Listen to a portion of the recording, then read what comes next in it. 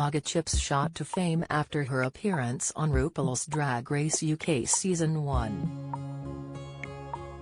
Known for her much better catchphrase, Baga is effervescent, but so down to earth, and if you've ever seen her live, you'll know she puts on a hilarious show.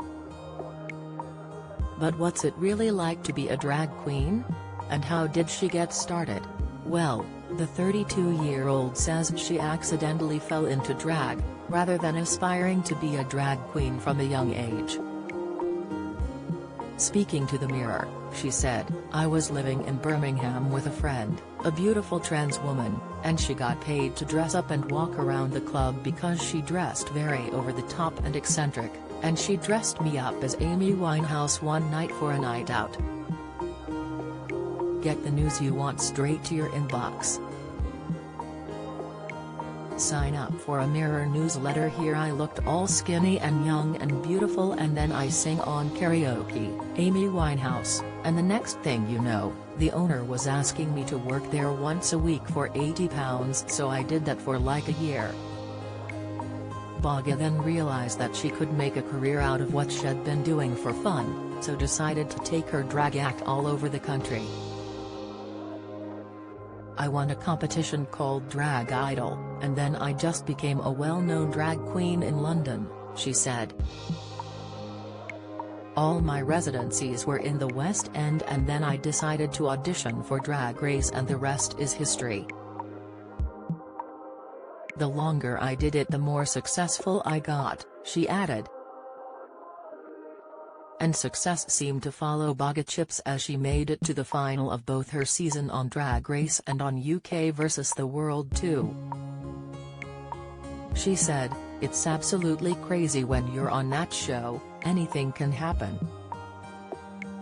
It's very exciting though, because you just don't know what's coming next.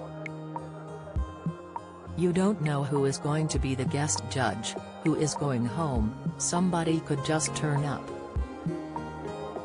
And UK vs the World was filmed in lockdown, like proper lockdown, nobody was leaving the house, so to be honest it was just nice to get out.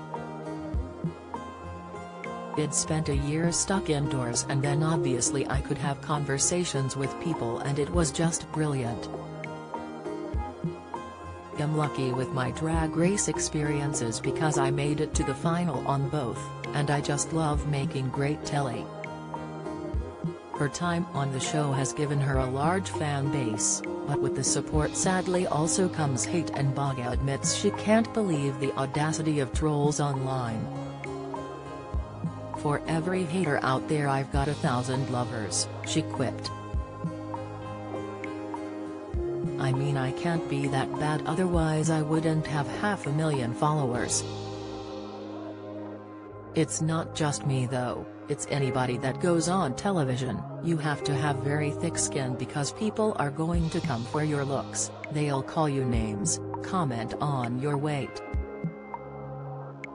I'm very lucky in that respect because stuff like that don't faze me. I just wouldn't have the audacity to send someone hate from a TV show, so haters, I just feel sorry for them. I look at comments and it'll be like, what a TT. But for the haters, Baga has, like she says, way more fans and people who attend every one of her shows." She said, "I get messages every day from young people, elderly people thanking me for helping them to come out. I have people tell me I've saved their life, which is crazy. So amazing. It's all worthwhile. I have really die-hard fans too that come to every show, and I've met them and they're crying. Anyone would think I was Madonna or Michael Jackson. But if I do get haters, I just block. Even the most loved drag queens in the world like Bianca Del Rio and Trixie Mattel, they told me they get it. You just can't please everyone, but I'm happy with the people who do love me." So what has Baga been up to lately? Most recently, Baga and Crystal, also from Season 1, battled it out to convince an audience that they were the GOAT, greatest of all time, drag queen at the Strongbow Ultra's greatest of all time debating society. Baga joked, "We had to do a debate and pitch to the audience who was the best drag queen, but I think it was rigged because Crystal won. Yeah, I think it was fixed because the audience chose Crystal and I was like, yeah, these people don't have a clue what they're on about." At the event, Baga's reasons for being the best drag queen were simple. "She's very stunning, she's one of the most famous women in Britain and she looks like a young Princess Diana." Baga even tried to bribe the audience, but it didn't work. She said, "I actually tried to bribe the audience and tell them that I'll get them all a drink if they vote for me, but it didn't work." Crystal decided to put a nail, like a 10-inch nail up her nose, so she was bringing out all the gimmicks and I didn't know we were bringing props.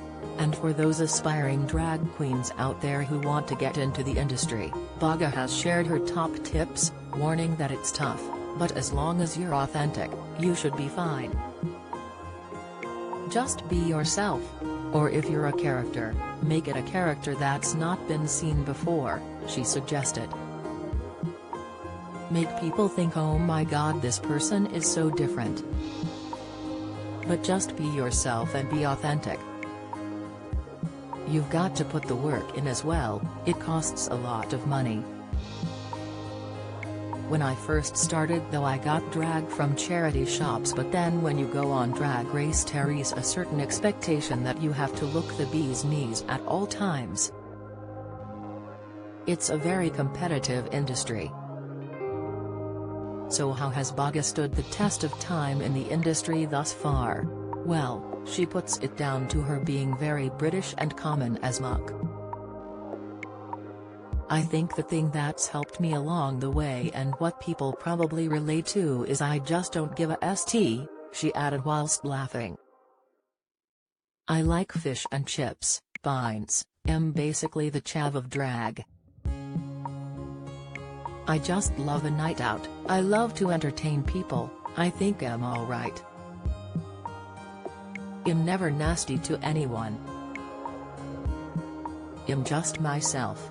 Do you have a story to share? We want to hear all about it. Email us at yourmirror@mirror.co.uk.